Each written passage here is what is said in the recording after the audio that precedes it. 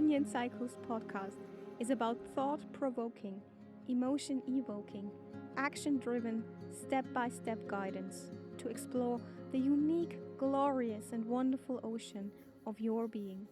Because healing is a multi layered process of getting to know oneself. Become the self empowered empiric researcher by discovering the unique layers of your existence. With your host, Nadine Alma, welcome to the Holistic Healing Hub. Welcome to the Onion Cycles podcast.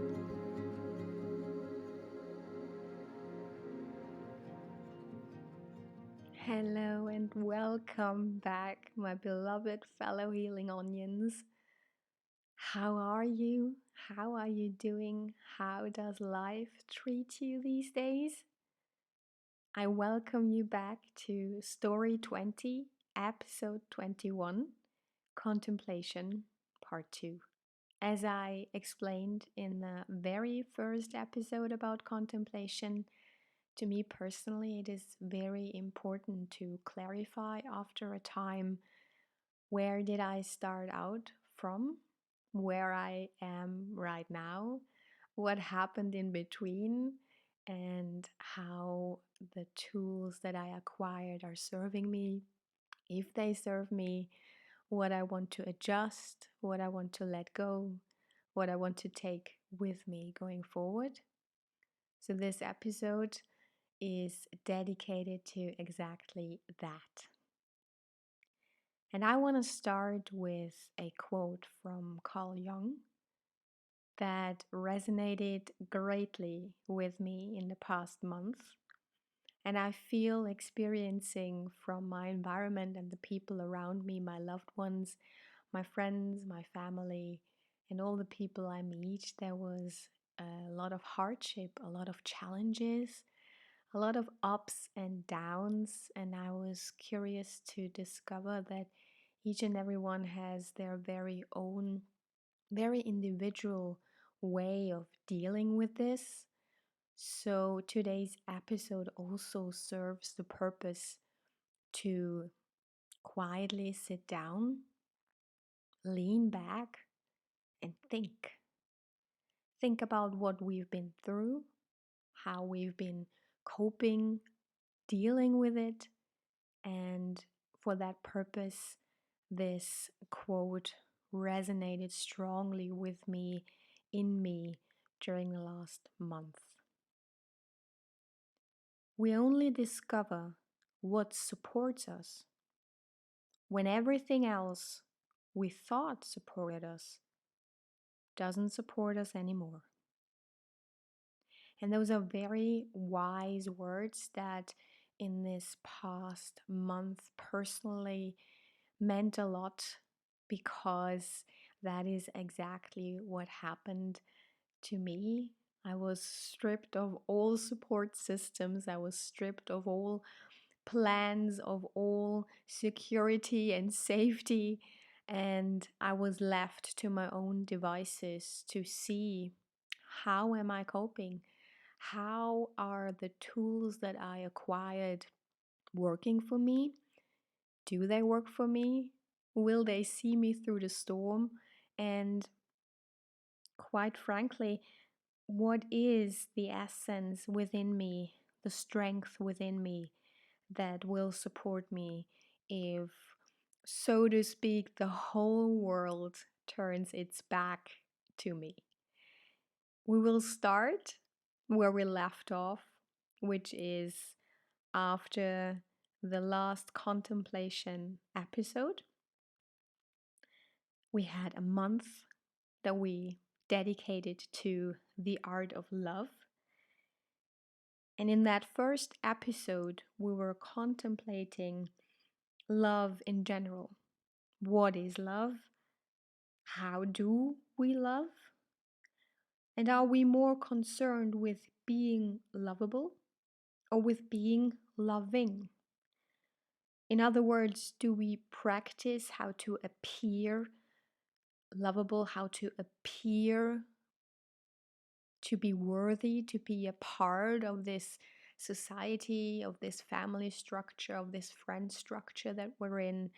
Are we more concerned with putting up a mask to fit in, to find our way away from rejection, from the fear that we will be left behind, that we are missing out, that we are not enough, not worthy enough?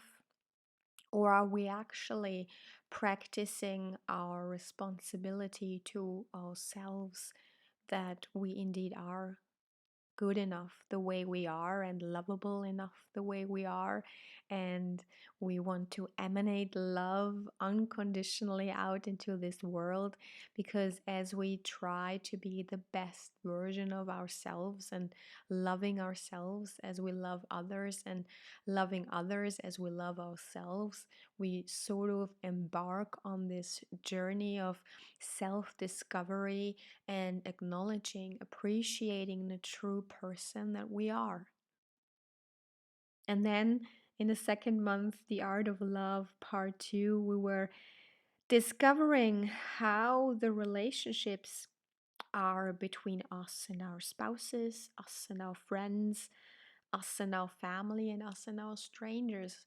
So, in general, the external outside world and our relationship with it.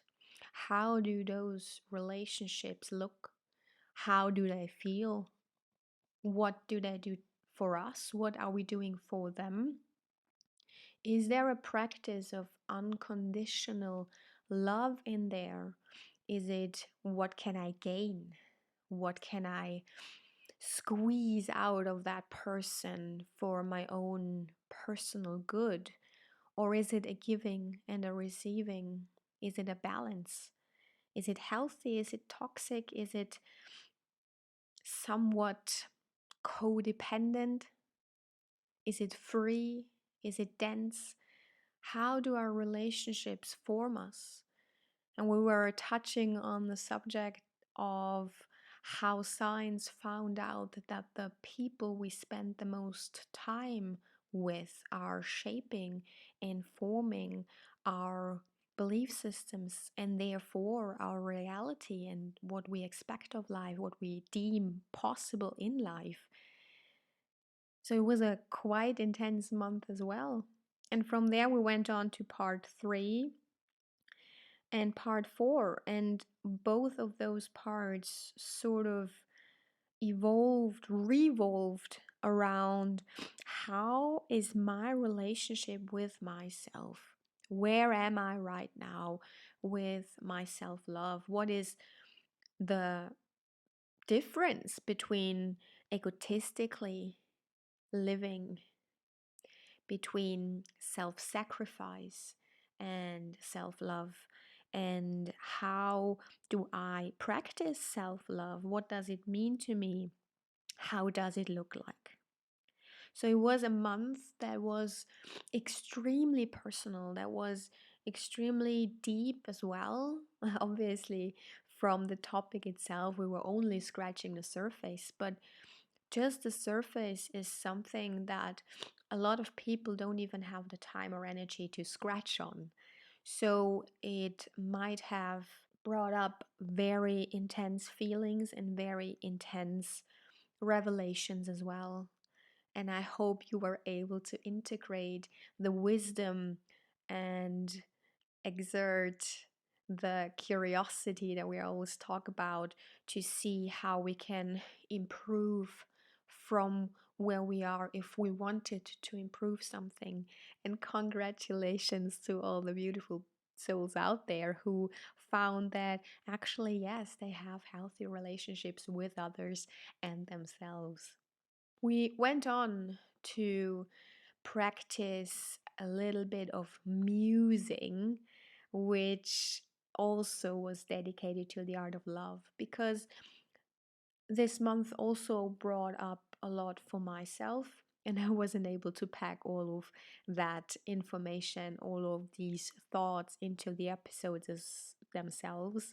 So, 1 month of love and another episode dedicated to musing on that month brought us finally to the essence of this podcast and why I started this podcast is to get that message out that actually what is within us, what was the quote from Young talking about in the beginning, is everything we need is already within us. I wanted to give the knowledge, the certainty back that the innate wisdom that all of us need is already within us. The seed is there. We just need and want to tend to it. Give it sunlight and water and talk to it once in a while. And the it is everything within us. It's the inner child, it's the shadow sides of our personality, it's the triggers, it's everything that wants to be seen, wants to come to the surface. It's the process of unmasking and discovering that we are indeed an eternal being living this human experience. And as dire and as dark as it sometimes feels and seems, there is a beauty to it if we can detach ourselves from the fear of discovering who we are and what lies within. We then went on to discuss minimalism, which is something that has been with me for the past 5 to 7 years as well. And we discovered that minimalism, far from being owning just less, is more about knowing that what you own is a reflection of what you want to be, how you want your life to look like. And I found that what I really need in life and what I really want in my life defines the question of who am I? And that may change. That may be different in a couple of years when you go back to minimalism and sort through your things again.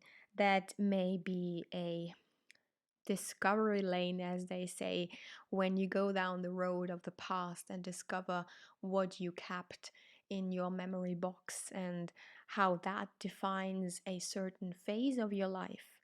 That is a beautiful way of reconnecting with who we were once and who we are now. So we are able to redefine who we are every single day, every single hour, really. And minimalism is really just a tool to, through all this hustle and bustle and noise that surrounds us, find that inner balance and take the time to sit down and discover what is really meant to be with me in this time. And that then defines who I am in this time and who do I want to be and what do I want to live by. And from there, we went straight into meditation.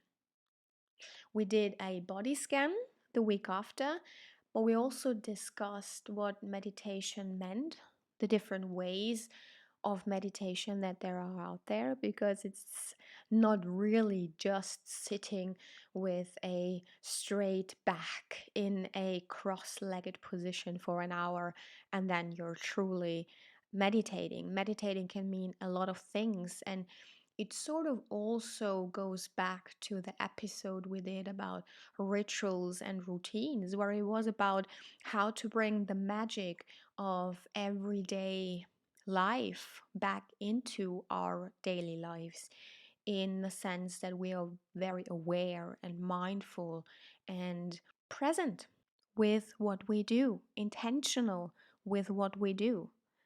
So, meditation, when we also discussed a little bit of Marcus Aurelius, who has a journal which was published under the same title, Meditations.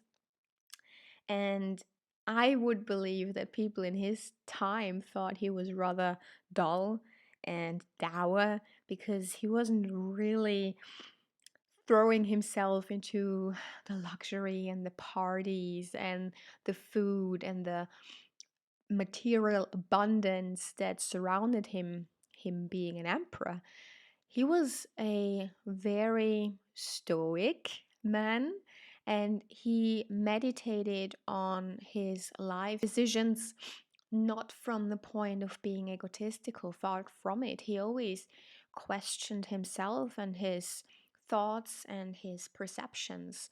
So, meditation to me, as the word, can also mean thinking about something. And since this episode is also about thinking about the last months that we dedicated time to our self growth, to our self development, with his attitude of questioning oneself, we take up meditation as a sense of taking responsibility for our lives, how we feel.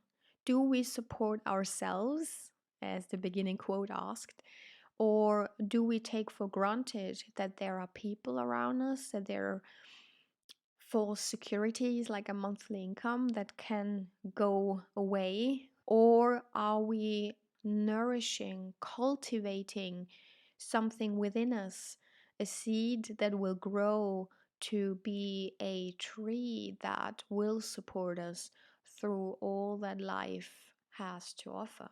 And that may at some point look like losing everything we had, losing everything we worked for, losing everything we thought was security and safety. So, meditation really is a tool to find that inner balance and inner strength of knowing that we're humble enough to know it can all go away, but we're also confident enough in ourselves that we know we can get it all back, so to speak. The body scan really set the tone for the last month that we spent our time with, which was discovering the different energetic and also the physical body. As eternal beings living a human experience, we inhabit this avatar, we inhabit this flesh, this meat suit, and we went through the body scan into a deep contemplation about our physical body, but also our mental, emotional, and spiritual body. We discussed in this body scan how we can actually find our way back from all the external experiences, all the sensory overload that happens to us, that comes to us through our daily lives, starting with the alarm in the morning and the social media and mails and the hustle of the day ahead and the very subtle, constant noise of traffic, other people, and society or civilization in the background.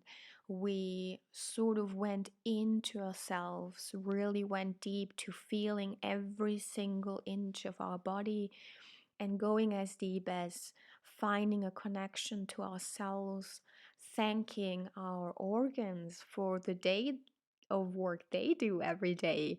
And they just do it, and we don't even need to think about it. So, from the body scan meditation, we dove into the first episode of the Four Bodies series, which was the physical body and how we actually can nourish our body to through food, through diet, through exercise, through really finding a new relationship with it. A lot of people, and me included, often forget how strenuous our days are for our body and how we forget to nurture it correctly, how we not even thank it, but how we just, I don't know, eat some burger and fries and not even think about the fact if that is really giving our body what it needs to function, but also what it needs to thrive. Because it's one thing to eat just to create the energy necessary to go on, and it is a very different one to think about how can I nourish and nurture my body in order for it to thrive and not just go on, hang in there. We discovered that there is a mental body in the second episode of the series, and we discovered that this mental body holds both that are presented to ourselves in our lives, but also the wisdom to rise above that, because our mental body develops and inhabits all of those dark thoughts and all of the thoughts that are really holding us back, all the self limiting, self sabotaging belief systems that kept us alive at some point. So they have a reason to be there, and they should be thanked and should be befriended in order for the energy to be turned around and transformed into a mental body that is purified, that is a innocent heart again, that has an innocent heart and an innocent soul, in the sense that we forgive ourselves, we forgive others, we let go of thoughts that limit us in our full potential. And I don't need to emphasize here that this can take lifetimes. So we need to also adjust our expectations and go very easily in this step, because it's not to underestimate what wounds that fester for years and years suddenly do to us when we really look at them. It's not easy, it's not beautiful, it's sometimes even not graceful what we see and what we discover. And the pain, if we look at it, is not to be underestimated. And that leads me straight to the emotional body, because quite frankly, once we start with what is up in our heads and what has festered there, it is a very small step to discover how much in our emotional field is stored of trapped emotions, repressed emotions, suppressed emotions, things that at some point we just filed away as this is how it is and I don't need to question it. And it starts with some very communal and not less hurtful statements like boys don't cry or girls are weak. And it goes on to very personal individual experiences where specific statements and specific traumatic events that cause an emotional effect, that cause our body to interpret a feeling that arises within us, and we don't feel it and we don't let it pass and we don't let it go through us in a way of dealing with it, but we sometimes fragment and we store it somewhere. And if we never look at it again, it will eventually come out and alter itself if the energy has been given to it for years and years on end into even a physical illness. So, from the mental sphere of realizing that we poison ourselves if we don't look at what our thoughts are, we now arise at the revelation that if we don't accept and love unconditionally the emotions that come up within us as a sign of, look at me, I'm here, I need to be looked at, look, this is how this situation, this person makes you feel, then this can cause a lot of harm. And it's the same as with the mental body. When we look close to what emotions are trapped, what traumatic experiences life has presented to us, and we have never given ourselves the time and taken the energy to look and sit with it, then these emotional wounds have festered as well through years. So, all of this can also and probably was very hard to look at and very painful to feel through. I do sincerely hope that the video I included with the process by Teal Swan to ask 3 questions and try and mend some of those wounds that come up during the day in the form of triggers has helped you in one way or another. And I would be very grateful if you feel called to do so, if you share, if you want to share, because like we always say in this podcast, sharing is caring. And that means that what you go through, if you share about the experience, if you share about the process, then you might eventually help someone else who at that point in time really needed to hear reassuring statements that they are not alone in what they're going through. So we ended up with last week's episode at the spiritual body, where we were talking about finding truth, our own very specific truth, but also the truth in general governed by the universal laws. We talked about authenticity, what it is, and how hard it is to find through years and years of masking and suppressing who we really are, and finding a calling, finding purpose, finding faith, and trusting the process.